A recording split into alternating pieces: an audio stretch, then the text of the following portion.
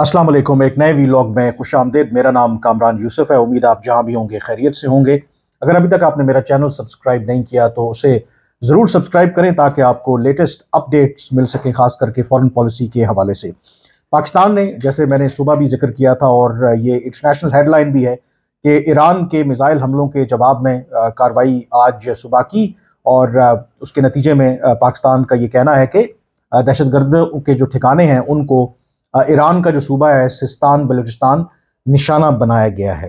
अब जो सबसे अहम सवाल इसके अंदर जो हर कोई जानना चाहता है कि क्या इसके बाद दोनों मुल्कों के दरमियान जो ताल्लुकात हैं वो मज़ीद कशीदा होंगे, क्या दोनों मुल्क जंग की तरफ बढ़ेंगे या फिर यहाँ से जो मामलात हैं वो बेहतर हो जाएंगे। मेरी कोशिश होती है कि आपको एक्सक्लूसिव डिटेल्स आपके साथ शेयर की जाएं और एक फॉरवर्ड लुकिंग जो व्यू है, जो आइंदा क्या चीज़ें एक्सपेक्ट हम कर सकते हैं, उसके हवाले से आपको आगाह किया जाए। जैसे जो पाकिस्तान ने आज जवाबी कार्रवाई की, इसके हवाले से मैंने कल ही ये खबर ब्रेक कर दी थी कि ऑलमोस्ट ये कंसेंसस इमर्ज हुआ है कि पाकिस्तान को मौजूदा सूरत हाल देखते हुए हर सूरत में ईरान ने जो पाकिस्तान के ऊपर हमले किए हैं उसका रद्द अमल देना चाहिए, क्योंकि अगर हम रद्द अमल नहीं देंगे तो एक गलत मिसाल कायम होगी कि अगर आप पाकिस्तान के ऊपर उसके सरहद में घुसकर हमले करें और उसके बाद पाकिस्तान जवाब न दे तो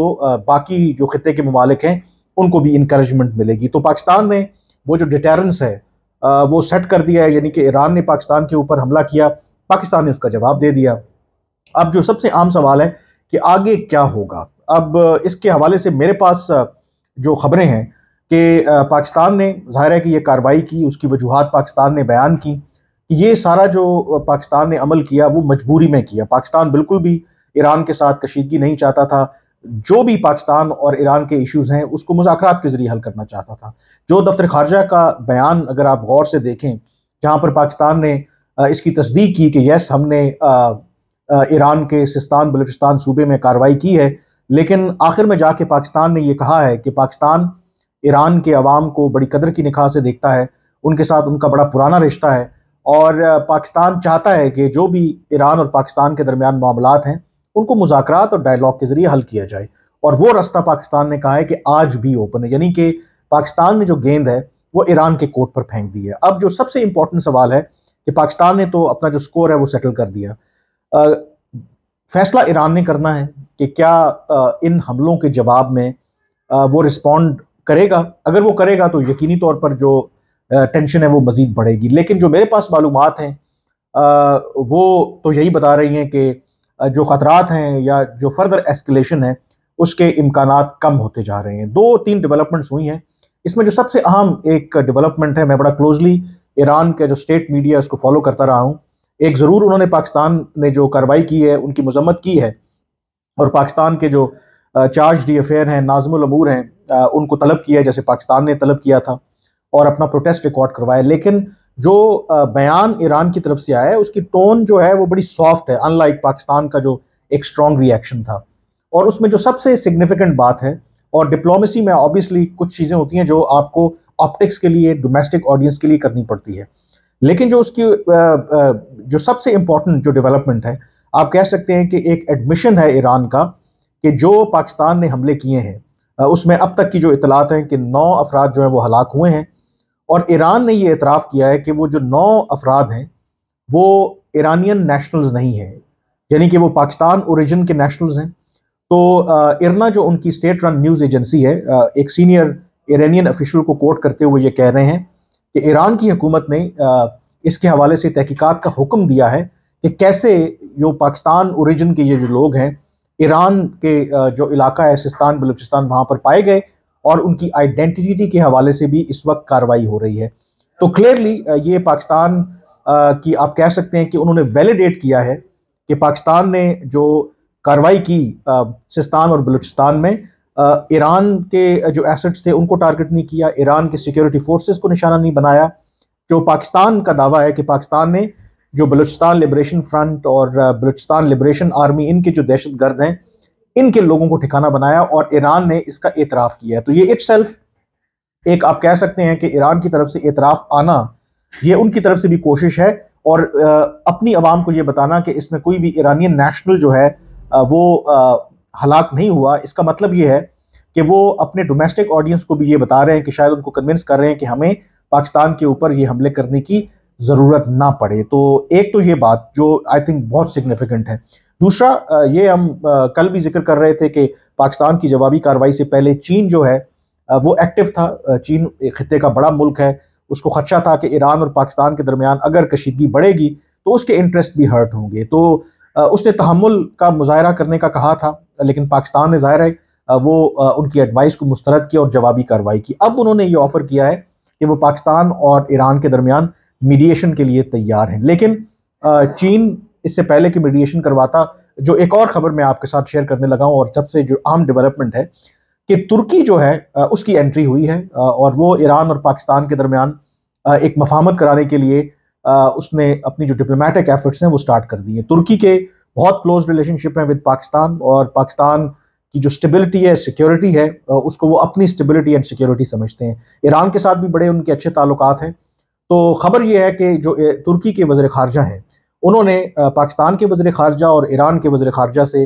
टेलीफोन पर बात की है कुछ देर पहले, और जो सिफारती ज़राए हैं इस बात की तस्दीक कर रहे हैं कि पाकिस्तान के वज़ीर ख़ारजा ने और ईरान के वज़ीर ख़ारजा ने तुर्की के वज़ीर ख़ारजा को ये कहा है कि दोनों ममालिक जो हैं जो मौजूदा कशीदगी है इसको बढ़ाने में दिलचस्पी नहीं रखते, यानी कि दोनों ममालिक चाहते हैं कि डी एस्केलेशन हो।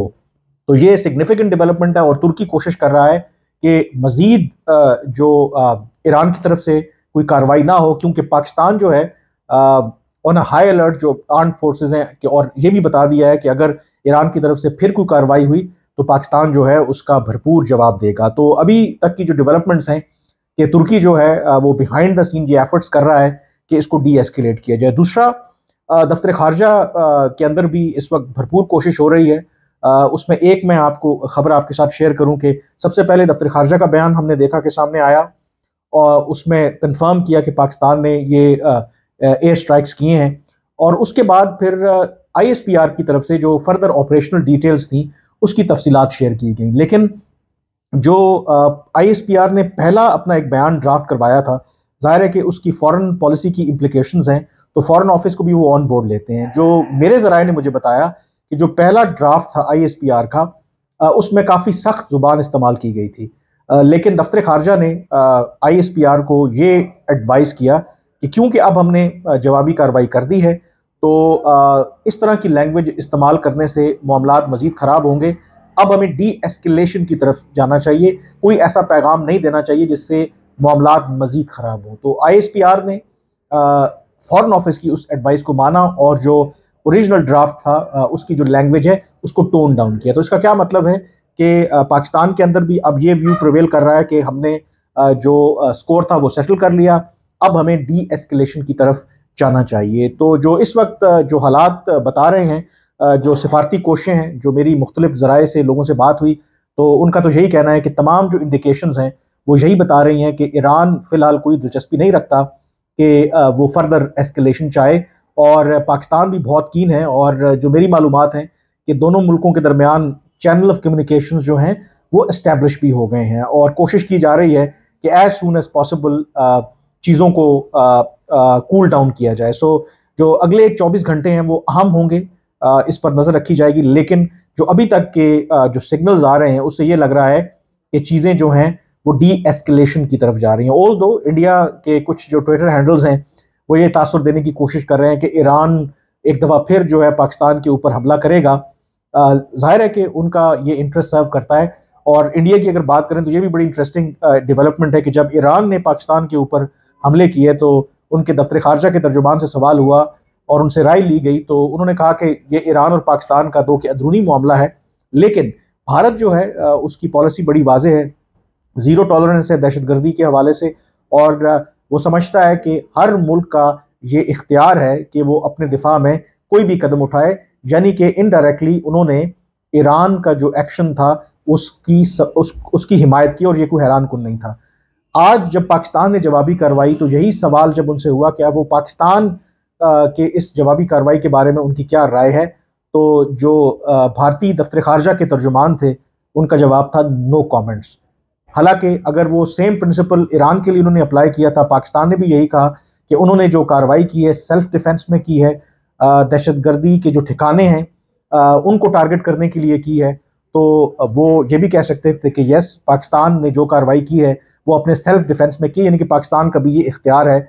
लेकिन जाहिर है कि इंडिया ऐसा क्यों कहेगा, और इसे कहते हैं कि यही असल में एक पॉलिटिक्स होती है। बहरहाल मैं आपको फर्दर भी इस हवाले से अपडेट करता रहूँगा, लेकिन अभी तक की ऑब्वियसली मेरे पास खबर यही है कि इस वक्त हेक्टिक एफर्ट्स हो रही हैं, not just between Iran and Pakistan, दोनों मुल्कों के जो दोस्त भी हैं, और चीन ने ऑलरेडी पब्लिकली कहा है, तुर्की जो है उसने ऑलरेडी एंट्री मार दी है। जैसे मैंने कहा कि दोनों वज़ीर ख़ारजा से उनकी टेलीफोन पर बात हुई है, दोनों वज़ीर ख़ारजा ने तुर्की के वज़ीर ख़ारजा को ये कहा है कि पाकिस्तान और ईरान बिल्कुल भी इंटरेस्टेड नहीं है कि दोनों मुल्कों के दरमियान जो कशीदगी है वो फर्दर बढ़े। सो लेट्स होप कि चीज़ें जो हैं वो कूल डाउन हो। जो फर्दर अपडेट होगी डेफिनेटली मैं आपको उससे अपडेट करता रहूँगा। आज के वीलॉग से इतना ही, मुझे इजाज़त दीजिए। अल्लाह हाफिज़।